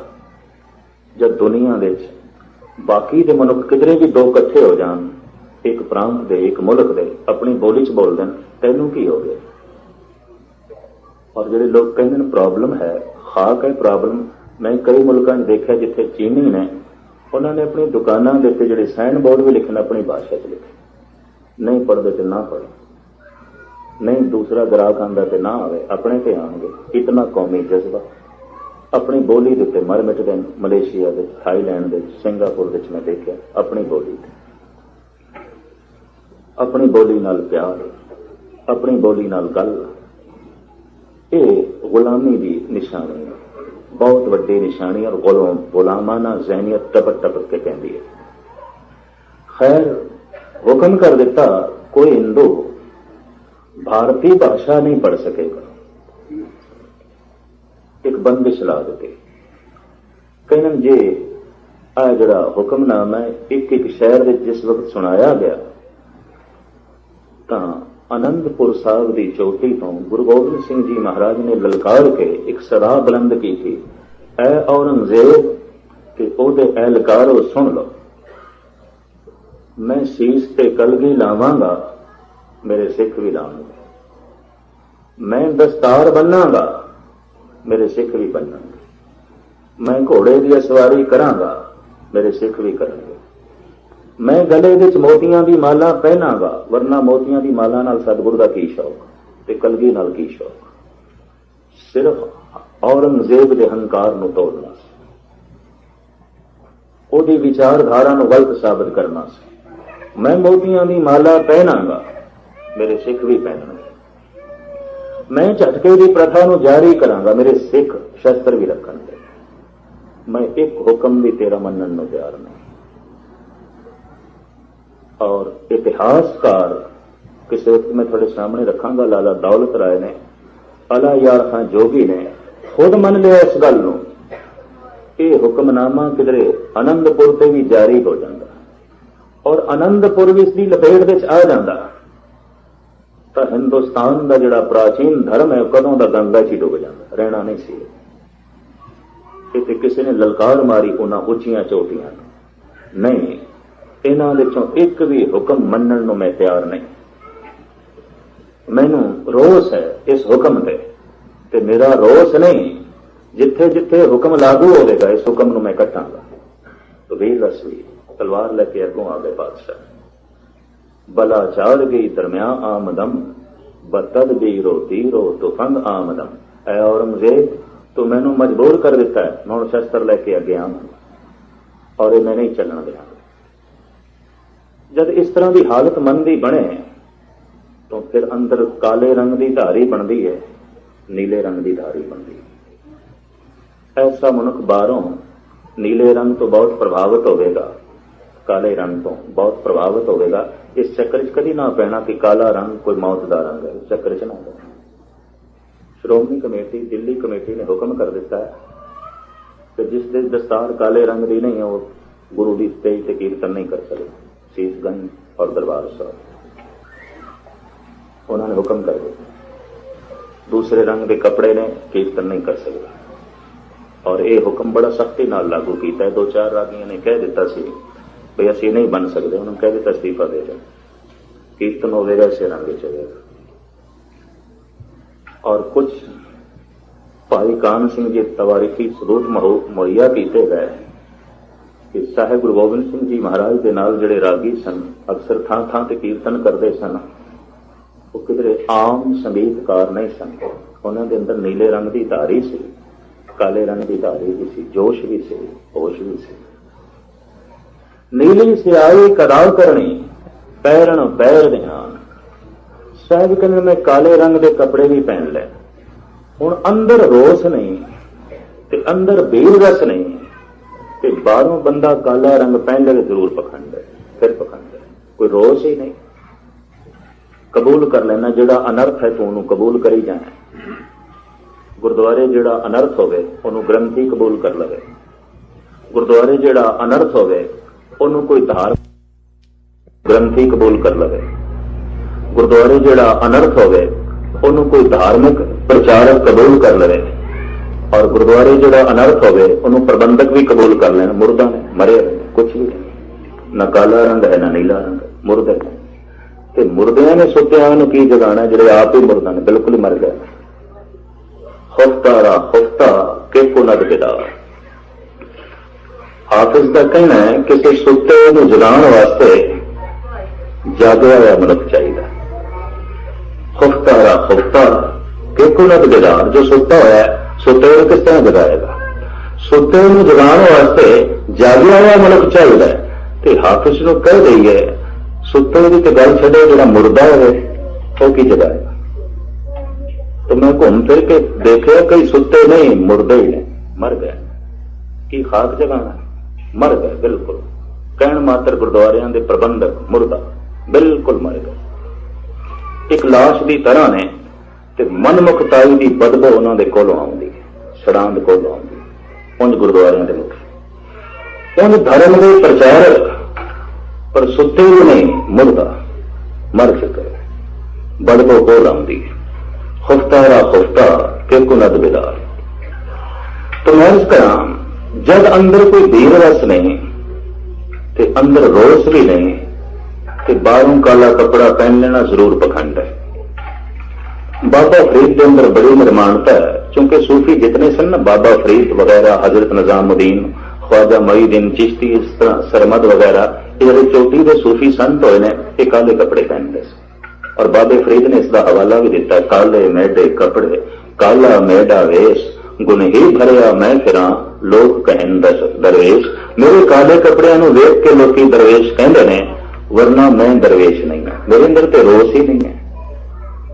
हुण जिहड़ा खिड़े मत्थे निंदा नूं कबूल कर लवे, काम नूं कबूल कर लवे, वासना नाल सहमत हो जाए, लोभ नाल सहमत है, हंकार नाल सहमत है, कोई रोस ही नहीं भी ठीक है, ये तो हुण तो मनुख की फितरत है, वो तो मर चुका है, तो मुर्दा है, उसके अंदर कोई काले रंग की धारी नहीं बनेगी, रोस ही नहीं है।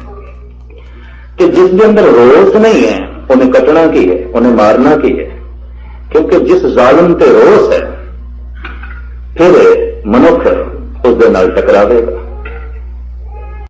ये जो कई दफा बंदे कहने असी जी की करना, असी की लेना जी, कि कोई ऐसा अनर्थ हो ना, जो कहने असी की लेना, क्षमा करनी फिक्के बंदे ना, अंदर कोई काले रंग की धारी है ना नीले रंग की। जे जोड़ा अनर्थ जहांगीर कर रहे असी ते किधरे गुरु अर्जन देव जी कह देंगे असी की लेना मत्था मार के। जोड़ा अनर्थ बाबर कर रहे असी ते किधरे गुरु नानक कह देंगे असी की लेना जी। ते जो अनर्थ औरंगजेब कर रहे असी ते किधरे गुरु गोबिंद सिंह जी कह देंगे असी की लेना जी, इस काम में असी ते फकीर हाँ। तो हिंदुस्तान की रूपरेखा कुछ और होनी सी कि जो इस तरह कह देंगे असी की लेना जी, बुजदिल है, कायर अंदर कुछ भी नहीं, मुर्दा है। जिसके अंदर कोई गल होगी तो सामने आता है। भगत कभी नहीं झुके जालम देखो, इतनी मैं अर्ज कर रहे। भगत कभी नहीं झुके अनर्थ देखो, कि जो अनर्थ के अगों झुक गए ने, मनमुखताई के अगों झुक गए ने, उत्थे कुछ भी नहीं, मुर्दा है। वो सुते भी नहीं, मुर्दा, मर चुके। साहिब गुरु नानक देव जी दी पंक्तियां मैं थोड़े सामने रख रहा। बाबर नाल एवें नहीं मत्था मारिया, ये ठीक है, तलवार बाहरों गुरु नानक ने नहीं पहनी, पर अंदर पूरी तलवार है रोज की, बीर रस की, पूरा टक्कर लैन को तैयार ने। बाबर नाल मत्था मारदे ने पूरा, कह दिता बाबर तो बाबर नहीं जाबर है, और पता शब्द की वरते ने मेरे पातशाह ने, पाप की जंज ले काबलों धाया, जोरी मंगे तान वे ला लो। पापियां की जंज लैके आ गए ते हिंदुस्तान में तू ढेटा घर समझ रहे हैं। इत्थों की दौलत, इत्थों की असमत तू लुटना चाहना है, तू लाड़ा बन गया है, सिपाही तेरे बराती ने। एक होर भी अर्ज करते हैं, सुभाविक गल भी चल पई ते समा भी हो गया। भैड़ी चीज की तस्वीर भैड़ी चीज नाल दिती जाती है ते चंगी चीज की तस्वीर चंगी नाल दिती जाती। कभी ये नहीं आख्या जाता भी कमल का फुल पत्थर वर्गा, ये नहीं आख्या जाता। कभी ये नहीं आख्या जाता कि जो सूरज है यह मसिया की रात है। चंगी चीज की तस्वीर चंगे नाल, भैड़े चीज की तस्वीर भैड़े नाल। हुण बाबर ते बाबर के सिपाहियों की तस्वीर गुरु नानक देव जी जंज नाल देंदे ने, बरात। क्या बरात इतनी भैड़ी है कि बाबर नाल तस्वीर दी जाए? एक विचारन वाली गल है। इनू रूपक अलंकार कहते हैं। इस सतगुरु ने एक रूप बने बरात का, जंज का। जो रूपक अलंकार हो, भैड़ी चीज का जो रूप बन के दिखाया जाएगा किसी भैड़ी चीज नाल, ते चंगी चीज का रूप बन के दिखाया जाएगा किसी चंगी चीज नाल, तो बाबर वाकई जो पापी है, जालिम है, दुराचारी है, तो इसका रूप भी कुछ ऐसा बनाना चाहिए सी। सतगुरु ने बरात का रूप बनाया। एक गल विचारन वाली है, सोचने वाली है। साहित्यिक दुनिया से यह सवाल खड़ा हो जाता है, क्या बरात इतनी भैड़ी है? क्या जंज इतनी भैड़ी है? दरअसल हिंदुस्तान की बरात भैड़ी हो गई सी, हिंदुस्तान की जंज भैड़ी हो गई सी। कहावत इतनियां कठिया हो गई सन बई 100 भूत इकट्ठे करो तो एक प्रेत बनता है, ते 100 प्रेत इकट्ठे करो तो एक बराती बनता है। कोई काबू चाहता है गुरुद्वारे च आ जाए, एक बराती भूतां की तरह नचेगा, गुरु के सत्कार नूं भुल जाएगा, गुरु के अदब नूं भुल जाएगा, गुरबाणी नूं भुल जाएगा। जिवें भूत काबू नहीं आउंदे, बराती नहीं काबू आउंदे। तुसीं लख खपदे रहो, कोई रखदे ने नियम गुरुद्वारे च? ऐने भूत की नियम रखणगे? किस तरह काबू च रहणगे? बराती नहीं काबू च रहेंगे। फिर हिंदुस्तान का सिलसिला एक होर खराब हो गया सी। जिहड़ा लाड़ा सी उसदे अंदर एक लुटण की गिरती होंदी सी, बई मैं धी ते लैणी है, ढैते घरों देते ही घरों मैं साजो समान भी लेना, दहेज भी लेना, यह भी चाहिए, नहीं मिले तो खोना है। इस वास्ते साहिबा ने उस बाबर की तस्वीर हिंदुस्तान दी बरातां नाल दे दी। बरात बहुत भैड़ी हो गई, ये लाड़ा बहुत भैड़ा हो गया, ये बराती बहुत भैड़े हो गए। कोई मर्यादा नहीं, कोई नियम नहीं, कोई असूल नहीं। सुभाविक गल चेते अग मेरे नाल दरबार साहब रिहायत ग्रंथी साहब सन ज्ञानी चेत सिंह जी। असीं एक बरात शामिल होने वास्ते फैजाबाद जाना सी ते लखनऊ तो यह बरात चल के फैजाबाद जानी ते बड़े पतवंते घराणियां दी यह बरात। सिख जगत के चंगे चोटी के संत मौजूद सन और उगियां उगियां धार्मिक हस्तियां। जिहड़ा मुखी से इंतजाम कर रहा सी, बसां सन, कारां सन, उस बैठ के सारी बरात जानी सी फैजाबाद। सानू सज्जण कहन लगा, ज्ञानी जी तुसी ते सिंह साहब ते होर जिहड़े तुहाडे नाल साथी ने फलानी कार च बैठ जाओ। सुभाविक सिंह साहब उन्होंने ख्याल हो गया बई इस बस च बैठी है, बड़े गुरमुख बैठे ने, बुजुर्ग बंदे बैठे ने, इन्हां नाल बैठ के जांदे। मैं कहा चलो बैठ जांदे। बैठ गए कि जितने बस च बंदे बैठे सन सारे के चेहरे फुक हो गए सानू देख के। मैं भावें कन च कहा उन्होंने, मैं कहा सर बैठन नाल ये सारे खुश नहीं हुए। खैर बस स्टार्ट हुई तो मेरे कन्ना च आवाज पै गई, कंडे कितों आ गए? असीं पीने सी, पींदे हो जाना सी, कितों बैठ गए? तो मैं सिंह साहब ने कहा उतरो, आपां कार च जावांगे। असीं तो इन्हां नूं गुरमुख समझते सी कि पाप की जंज ले काबल उठाया, जोरी मंगे दान वे ला लो। ये सारे बाबर ते बाबर दे सिपाही ने, गुरमुख वाली कोई गल नहीं। देवते घर में किसी हद तक इस ढंग के नाल इस्तेमाल करना जिवें हिंदुस्तान में इस्तेमाल किया सी बाबर ने, तो सतगुरु ने इत्थे लाड़े नूं बाबर नाल तशबीह दे दी है। वह भी होशो आवाश गवाई बैठा, उन्होंने की होश है भी मैं सतगुरु की हजूरी च किवें बैठना है, किवें जाना है, कख नहीं समझ। बाबर की तरह आंकड़े हो जाना है हिंदुस्तान की तरफ। उस लाड़े नाल जिहड़े साथी आए ने, बराती आए ने, वो भी इंज जिवें बाबर दे नाल सिपाही आए ने। कख नहीं, गुरु की मर्यादा का अदब कुछ भी नहीं। और अक्सर किधरे बरातां दे दास नूं बुला लेंदे बई सिक्ख्या दिओ, ते नाल इह भी कह दिंदे ने मुंडा ते कुड़ी पढ़े लिखे ने, बहुत समा ना लेना, थोड़े जिहा ही वक्त लाना। मैं कि खाक पढ़े लिखे ने, मत्था टेकन की जांच नहीं, गुरबाणी का कोई बोध नहीं। अगर 100 किताबां पढ़िया ने तो गुरु नानक का एक कहना, मूर्खां सिर मूर्ख है जो मन्ने ना ही ना। एक महामूर्ख बैठे ने, कौन सियाणे बैठे। दिल में थोड़ी चोट लगेगी, पर कमा कमी अक्सर बराती के लाड़े बाबर ते बाबर के सिपाहियों के दर्शन आते हैं, और कुछ नहीं। क्योंकि जिहड़ा ये माहौल गुरुद्वारियां का बना देंगे ना, जिथे कथा कीर्तन नाल थोड़ी जी गल पवित्रता की छांदी है, सारी वाइब्रेशन खराब कर देंगे। गलत बोल के, गलत करके, कितना थोड़ा जिहा पाठ करके, जप करके, तप करके, थोड़ी जिहा पवित्र लहरां बनिया, एक बरात आई, सारे खराब हो गए, सब कुछ अनर्थ हो गया। पाप की जंग लय काबलों धाया, जोड़ी मंगे दान वे ला लो। गुरु नानक की जरूरत देखो, है बाबर तू बाबर नहीं जाबर है। हिंदुस्तान में तू ढेता घर समझे, लुटन वास्ते आया। और ये तेरे नाल जो सिपाही ने ये बराती बन के आए। और जिस वक्त साहिबा नूं ये हुक्म किया बाबर ने, मेरे बच्चे वास्ते अरदास कर, दुआ कर। शायद आपने इतिहास पढ़ा, हुमायूं बीमार सी कई दिन का, तबीबा ने जवाब दे दिता कि तबीब कहते सन कोई ब्रह्म ज्ञानी अरदास करे, कोई खुदा नाल जुड़े हुआ दुआ करे तो शायद गल बन जाए।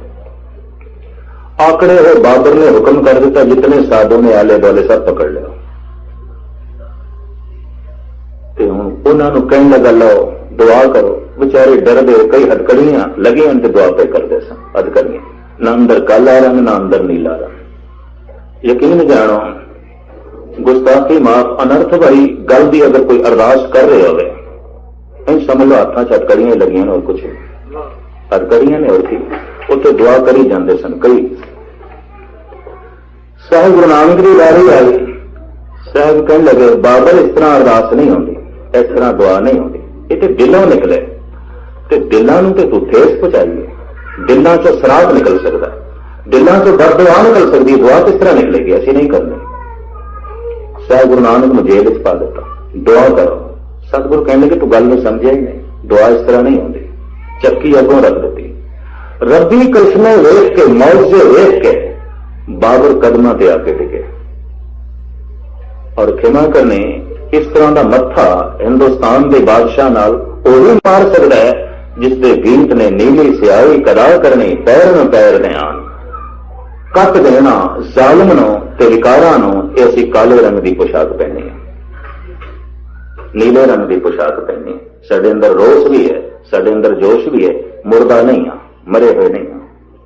इस जोश ते होश नूं गुरु नानक लैके चलदे, इसे जोश नूं लैके चलदे गुरु अर्जन देव जी। जब जहांगीर ने कह दिता 2 लाख मोहरा जुर्माने के रूप में दे दो, इस्लाम संबंधी जितने शब्द ने गुरु ग्रंथ साहब विच ये कर दो, कि जो कुछ तुसी खुसरो दे नाल कीता है वो शब्द वापस ले लो, जी दुआ की उस वास्ते, तो असीं तुहानूं बख्श देंगे। साहब कहने लगे, नहीं, मेरे को जिहड़ा धन है वो तेरे खजाने भरन वास्ते नहीं, धर्म के प्रचार वास्ते। इस्लाम संबंधी जो शब्द गुरु ग्रंथ साहब विच ने वो तेरे हुक्म नाल नहीं कटे जा सकते। ये सब इलाही ऐलान है, परमात्मा तो आए ने, ईश्वर तो आए ने, कि खुसरो वास्ते अगर साडे दिल चों कोई अरदास निकली है, वो इंज है कि साडे घर विच कोई वैरी आवे, मित्र आवे, कोई आवे, सब नूं लंगर छकाया जाता, सब नूं विश्राम वास्ते थां दित्ती जांदी। ये गुरु नानक दा घर है। असीं उस घर नूं और उसकी परंपरा नूं मुख रख के उसकी सेवा की। साडे घर ठहरे, साडे कोल ठहरे, ਉਹਦੇ वास्ते जो कुछ शब्द कह नहीं वापस ले जा सकते। अंदर रोष ना होवे ते अंदर जोश ना होवे, ये बचन जहांगीर नूं कहे जा सकते सन। अंदर रोष ते जोश ना होवे ते गुरु गोबिंद सिंह जी महाराज मत्था मार सकते ने औरंगजेब नाल। तुसीं जफरनामा पढ़ोगे तो दंग रह जाओगे। साहब ते साफ कहन कि अगर सब कुरान दा हुरी कसम मरा एतबार न यक जर्रा दम। ऐ औरंगजेब, तू दिखाण मात्र हथ दे कुरान रखदा है ते पढ़दा है, दुनिया के सामने नमाजी बनने की कोशिश करदा है, पर तू हजार कसमां भी कुरान दियां खाए, मैं भरोसा करने वाला नहीं, तू फरेबी मुसलमान है, मुसलमान नहीं, झूठा है, फरेबी। और इतनी गल इतने वड्डे शहनशाह नूं कह जानी जो समुचे हिंदुस्तान का मालिक है, अंदर जोश चाहिए, अंदर कोई काले रंग की धारी है, अंदर कोई नीले रंग की धारी है। खैर गल किथे दी किथे जा पहुंची। पीले रंग का जिक्र भी गुरु ग्रंथ साहब जी महाराज दे आउंदा, पीतांबर पीले कपड़े, पीत बसन। कहते ने एक प्रथा श्री कृष्ण के महात्मा बुद्ध तो चली, उन्होंने पीले कपड़े पहने, पीले रंग की धोती, पीले रंग का एक दुपट्टा गल दे कृष्ण दे हुंदा सी। समुच्चा जिहड़ा जामा है महात्मा बुद्ध का पीले रंग का सी।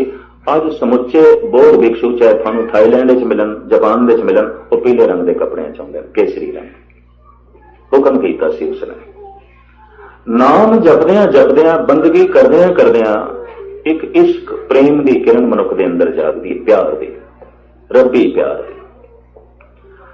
उस प्यार की जिहड़ी अंदर की दशा बनती है, जिस रंग की धारी बनती है, पीला है। और इसका भाई नंद लाल ने भी बकायदा जिक्र किया है। जहे पिचकारिए पुर जाफरानी कि हर बेरंग राह खुश रंग बो कर। है गुरु गोबिंद सिंह जी, थोड़े कोल केसरी रंग दे नाल भरी हुई पिचकारी है, जिहड़ा थोड़े कोल है तुसीं ते पीले रंग नाल रंग छड़िया, उसने केसरी रंग दे नाल रंग छड़िया। तुसीं तां पिलपन कर छड़ी चारों पासे, केसरी रंग ही केसरी रंग कर छड़िया। जहे पिचकारिए पुर जाफरानी, जाफरान केसर, पर्शियन दे जिसनूं जाफरान कहते सैफरन, ते संस्कृत हिंदी च केसर कहते हैं। जहे पुचकारिए पुर जाफरानी कि हर दे रंग राह कुछ रंग बो कर। दीवाने गोया दी गालबन 7वीं 8वीं नज़म है, जिहदे भाई साहब कह रहे हैं मेरे बादशाह थोड़े कोल केसरी रंग है, ते जिहड़ा थोड़े बहुत नेड़े आ है उन्होंने तुसीं इसे रंग नाल रंग छड़दे, उन्होंने केसरी रंग दे लीन कर छड़दे और केसर दे नाल रंगिया जाता है। गुरु गोबिंद सिंह जी महाराज ने बाद विच धर्म मंदिरां दा जिहड़ा निशान है उहदे वास्ते केसरी रंग चुड़िया। ये रंग है प्यार का, इश्क का, मुहब्बत का, स्नेह का। इस केसरी रंग का मतलब है ये मंदिर प्यार का मंदिर है। इत्थे दुविधा की गल नहीं, वितकरियां की गल नहीं, झगड़े की गल नहीं, कलेश की गल नहीं, ओपरे बेगाने की गल नहीं, इत्थे सांझी गल है केसरी रंग, प्यार का रंग, स्नेह का रंग। अभ्यास नाल ये बकायदा बन जाता है। इस वास्ते वख-वख रंगां दे उत्ते गुरु ग्रंथ साहब जी महाराज दे कई शब्द ने, बड़ी लंबी चौड़ी वजाहत है। साहब कहने जब मूल रूप दे बंदा धर्मी बनता है तो फिर जिहड़ी रंग की उसके अंदर सुपे दी सतदान चिट्टा, बहुता समा हुण मैं तुहाडा नाम लवां, धौल धर्म दया का पुत्र, चिट्टा धर्म, सफेद धर्म जो दया का पुत्र है और जिसका पिता संतोख है, जो संतोख तो जन्म है, दया तो जन्म है, धर्म का मूल बीज दया और संतोख। ऐसे मनुख के अंदर वक वक रंग बननगे, कई रंग। इतनी मैं अर्ज करते हैं किसी एक रंग वास्ते सानू हुक्म नहीं, क्योंकि निरा एक को रंग नहीं रहता। जिहड़े सिर्फ दया ते खड़े सन, सिमरन ते नहीं, सेवा ते खड़े सन, उन्हां दे अंदर सिर्फ एक रंग बनया। जो सिर्फ सिमरन ते खड़े सन, दया कोई नहीं, सेवा कोई नहीं, उत्थे सिर्फ एक एक रंग बने। सिर्फ एक गुण देते सिख धर्म नहीं खड़ा, सिर्फ एक गल देते नहीं खड़ा, भी प्राणायाम ही कर लेने ने, योग साधना ही कर लेनी है, बाकी कुछ नहीं, सिर्फ सेवा ही कर लेनी है तो बाकी कुछ नहीं। नहीं, अनंत गुणा देते ये धर्म खड़ा है। इस वास्ते एक रंग वास्ते हुक्म नहीं किया। मनुख इन्हां रंगां दे चों जो गुरु ग्रंथ साहब जी महाराज दे आए ने कोई भी रंग चुन सकता। लेकिन मैं इतनी अर्ज करा, अंदर अगर इन्हां रंगां दी झलक बने, कदी लाल रंग, कदी काला, कदी नीला, कदी चिट्टा, कदी पीला, तो समझ लेना बड़ा ही ये मनुख पवित्र है। साहिब गुरु गोबिंद सिंह जी महाराज अपने तन दे उत्ते जो चोला पहनते सन पीला रंग से, और सतगुरु का महाराज का जो तेल जामा से पजामा वो चिट्टे रंग का सी, जो पुरानियां तस्वीरां मिलियां। सतगुरुदेव जी महाराज के सीस का जो दमाला सी ऊपर ਉਹ ਨੀਲੇ ਰੰਗ ਦਾ ਸੀ। ਚੋਲਾ ਪੀਲੇ ਰੰਗ ਦਾ ਸੀ, ਪਟਨੇ ਸਾਹਿਬ ਵਿੱਚ ਪਿਆ। ਸ਼ਾਇਦ ਕਈਆਂ ਨੇ ਦਰਸ਼ਨ ਕੀਤੇ ਹਨ। ਸਾਹਿਬ ਗੁਰੂ ਗੋਬਿੰਦ ਸਿੰਘ ਜੀ ਮਹਾਰਾਜ ਦਾ ਬਾਲਪਣ ਦਾ ਚੋਲਾ। ਗੁਰੂ ਨਾਨਕ ਦੇਵ ਜੀ ਮਹਾਰਾਜ ਦਾ ਚੋਲਾ ਡੇਰਾ ਬਾਬਾ ਨਾਨਕ ਸਾਹਿਬ ਪਿਆ। ਜਿਹੜੇ ਕਦੀ ਗਏ ਹੋਣ ਦਰਸ਼ਨ ਕੀਤਾ, ਪਹਿਲੇ ਪਾਤਸ਼ਾਹ ਦਾ ਚੋਲਾ ਪਿਆ, ਭਾਵੇਂ ਲੀਰਾਂ ਲੀਰਾਂ ਹੋ ਗਿਆ ਪਰ ਪਿਆ। ਤੇ ਗੁਰੂ ਗੋਬਿੰਦ ਸਿੰਘ ਜੀ ਮਹਾਰਾਜ ਦਾ ਚੋਲਾ ਵੀ ਤਖਤ ਸ੍ਰੀ ਹਰਿਮੰਦਰ ਪਟਨਾ ਸਾਹਿਬ ਵਿੱਚ ਪਿਆ, ਭਾਵੇਂ ਬਹੁਤ ਬਿਰਧ ਹੋ ਗਿਆ, ਰੰਗ ਕੇਸਰੀ ਹੈ। ਇੱਕ ਚੋਲਾ ਮੈਂ ਬਨਾਰਸ ਵਿੱਚ ਵੀ ਦੇਖਿਆ ਸਾਹਿਬਾਂ ਦਾ, ਉਹ ਵੀ ਕਰੀਬਨ ਪੀਲੇ ਜਾਮੇ ਦਾ, ਪੀਲੇ ਰੰਗ ਦਾ। ਫਿਰ ਨੀਲਾ ਤੇ ਕਾਲਾ ਰੰਗ ਆਪ ਸੀਸ ਤੇ ਸਜਾਉਂਦੇ ਸਨ। ਤਨ ਦੇ ਉੱਤੇ ਪੀਲਾ ਰੰਗ ਹੁੰਦਾ ਸੀ। ਗਰਜ ਕਿ ਇਸ ਤਰ੍ਹਾਂ ਦੇ ਰੰਗ ਨਾਲ ਆਪ ਦਾ ਸਨੇਹ, ਪਿਆਰ, ਆਪ ਦੀਆਂ ਮਨੋਬਿਰਤੀਆਂ ਦਾ ਪ੍ਰਗਟਾਵਾ ਸੀ। ਸਿਰਫ ਇੱਕ ਰੰਗ ਨਹੀਂ, ਜੈਸੇ ਬੌਧ ਭਿਕਸ਼ੂਆਂ ਨੇ ਸਿਰਫ ਇੱਕ ਰੰਗ ਚੁਣ ਲਿਆ, ਜਿਵੇਂ ਹਿੰਦੁਸਤਾਨ ਦੇ ਉਦਾਸੀ ਤੇ ਬੈਰਾਗੀਆਂ ਨੇ ਸਿਰਫ ਇੱਕੋ ਹੀ ਰੰਗ ਚੁਣ ਲਿਆ, ਦੂਸਰੇ ਵਾਸਤੇ ਕੋਈ ਥਾਂ ਨਹੀਂ। ਜਿਸ ਤਰ੍ਹਾਂ ਸੂਫੀਆਂ ਨੇ ਸਿਰਫ ਕਾਲਾ ਰੰਗ ਚੁਣ ਲਿਆ, ਦੂਜੇ ਤੀਜੇ ਵਾਸਤੇ ਕੋਈ ਥਾਂ ਨਹੀਂ। ਮੁਖਤਲਿਫ ਰੰਗਾਂ ਦੇ ਉੱਤੇ ਇਹ ਸਿੱਖ ਜਗਤ ਖੜਾ ਹੈ, ਸਿੱਖ ਧਰਮ ਖੜਾ ਹੈ।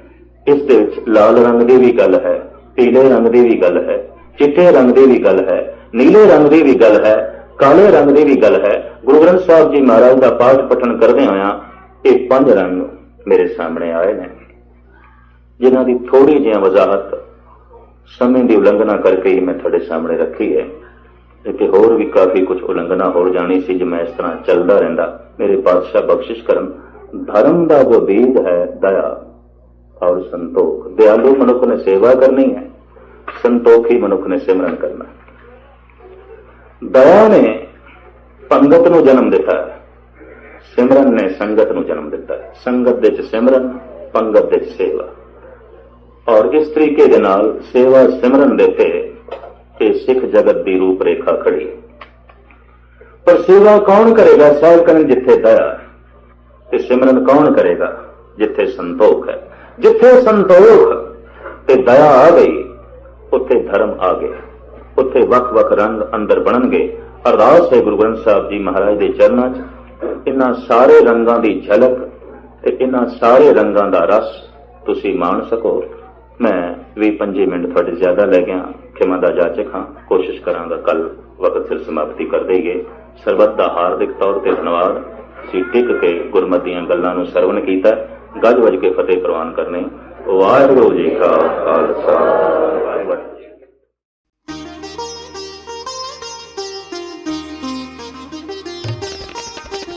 ज्ञान दासागर ज्ञान